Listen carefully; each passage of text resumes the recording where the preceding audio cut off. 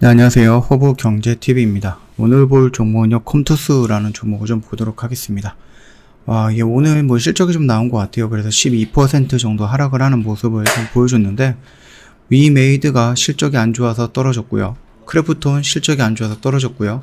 그 다음에 컴투스까지 이렇게 좀 진행이 되고 있는 모습이에요. 그러다 보니까 시총이 나름 크다라고 좀 보여지고 있는 게임 관련된 종목들이 전체적으로 실적 다음에 하락, 그러면서 시장을 조금 밀려 내려가는 모습들 보여준다 라고 보시면 되겠고, 그 업황 역시도 계속해서 하락을 유지시키는 이유가 되지 않을까라고 생각을 합니다. 자, 요거를 좀 보기 전에 왼쪽에 보시면은요, 저희 허브경제TV에서 운영하고 있는 공식 채널 보이시죠? 뭐 여러 가지 재료라든지 아니면 뉴스들이 있는데 그것들 깔끔하게 정리해서 올려드리고 있습니다. 장중에 도움이 될 거다, 이렇게 좀 말씀드리도록 하겠습니다. 자, 일단 실적 관련해서 좀 이슈가 나왔습니다. 그래서 요거를 먼저 보도록 하겠습니다. 일단 4분기 연결 영업 실적 매출액이 1734억입니다. 그리고 영업이익이 111억 정도이기 때문에 뭐 전 분기 대비해서는 매출이 대폭 상승을 했으나 영업이익은 대폭 감소를 했다. 그리고 예상했던 부분과는 뭐 영업이익은 미달을 했다라는 부분이었죠. 4분기 매출이 전분기 대비 대폭 증가한 것은 썸머너즈와 성수기 효과 따른 매출 반등 효과도 일부 있었지만, 무엇보다도 위지역 스튜디오의 연결 편입에 따라서 대규모 매출 신규 반영 효과가 핵심 요인이었다라고 보면 됩니다. 4분기 매출이 당사 전망치를 초과한 것도 위지역 스튜디오 매출이 519억으로서 당사 전망치 310억보다 거의 200억 이상이나 대폭 초과했기 때문이다라고 좀 보시면 되겠죠. 위저 스튜디오는 매출을 제외한 게임 매출이 1215억 정도이기 때문에 당사 게임 매출 전망치 118억 정도 어느 정도 예상치에 부합을 했다. 다만 이는 전분기 게임 매출 대비 7.4% 정도 증가하는 부분에 그친 수준으로서 주력인 썸머너즈와의 성숙인 점을 감안하면 다소 아쉬운 성적이었다. 4분기 연결 영업이익이 전분기 대비 대폭 감소하고 당사 및 시장 컨센서스 전망치에도 대폭 미달한 것이 메타버스라든지 뭐 이렇게 신사업 관련 투자로 인건비라든지 외주 용역비 등 비용이 급증함에 따른 것이다 라면서 이 이유를 설명을 해주고 있습니다. 위저 스튜디오를 제외한 기존 연결 영업이익 자체만 전분기 대비 대폭 감소한 것은 당사 전망치에도 대폭 미달할 것으로 예상이 되고 있다라는 거죠. 다만 투자를 하기 위해서 영업이익이 조금 감소했다라는 부분에서는 우리가 어느 정도 이해는 할 수 있다, 이렇게 좀 보시면 됩니다. P2E 게임 사업을 주목할 필요는 있습니다. 총 9종의 C2X 기반의 P2E 게임 라인업이 공개가 됐고요. 그중 8종이 올해 런칭할 예정입니다. 거의 뭐 한 달 반 간격으로 해서 새로운 게임이 나온다라고 좀 보시면 될 것 같고요. 참고로 2022년 1분기에 C2X 기반의 P2E 게임을 글로벌 시장 론칭이 시작이었던 그 썸머너즈와 그 크로니클이 2022년 2분기 정도, 그래서 P2E 게임으로 한국 시장에 먼저 론칭을 하고요. 3분기에는 글로벌 시장에 론칭한다라면서 일정 및 론칭 방법이 조금 변경이 되기는 했었죠. 1분기에 썸머너즈와 백년정제를 C2X 기반의 P2E 게임으로 글로벌 론칭할 예정이고요. 메타버스 플랫폼인 컴투버스도 주목할 필요가 있다라고 보시면 됩니다.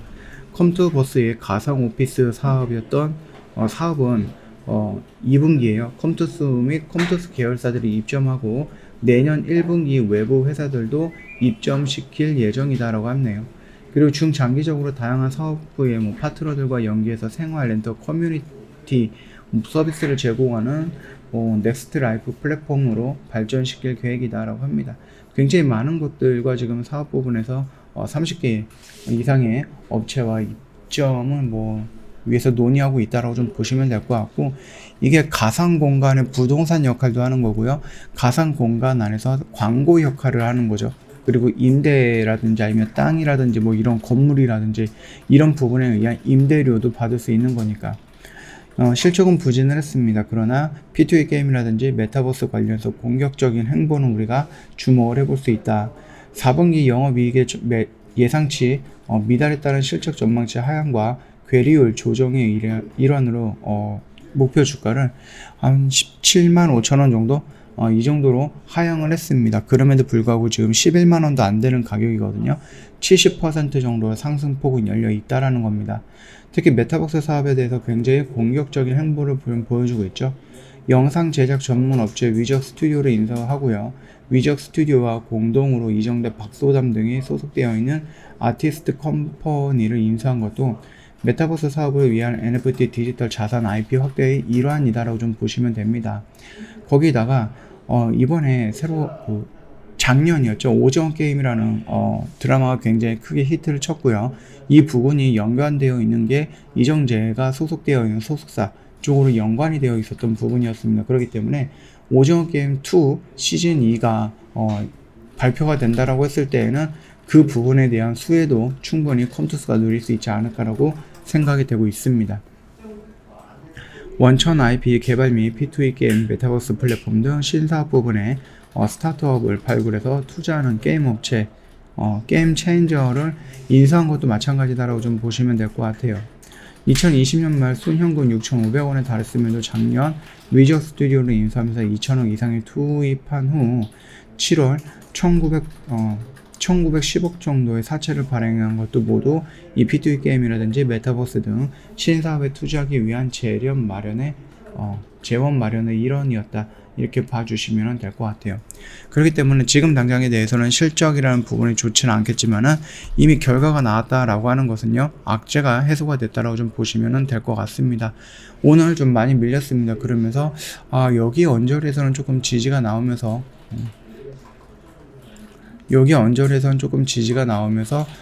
돌아나가는 모습이 연출되지 않을까 그렇게 생각을 했는데 생각 이상으로 굉장히 강력한 음봉을 좀 보여줬다 이렇게 봐주시면 되겠고요. 다만 일전에도 한번 설명을 드렸듯이 여기가 저점이다 라고 보여주는 시그널이 없기 때문에 충분히 밀릴 가능성은 있다. 다만 밀리더라도 빠르게 회복을 해준다라고 하면은 미래 성장 가치라든지 이런 부분까지 우리가 본다라고 했을 때는 충분히 전 고점 영역까지 이 라인까지는 올라갈 가능성이 높다 이렇게 좀 말씀을 드렸으니까 지금 당장 여기서 뭔가 도망가거나 그럴 필요는 없다라고 생각을 합니다. 충분히 다시 한번 올라갈 수 있는 모먼텀 만들어 갈 것이다 이렇게 좀 판단하고 있으니까 참고해 주시면 되겠고요.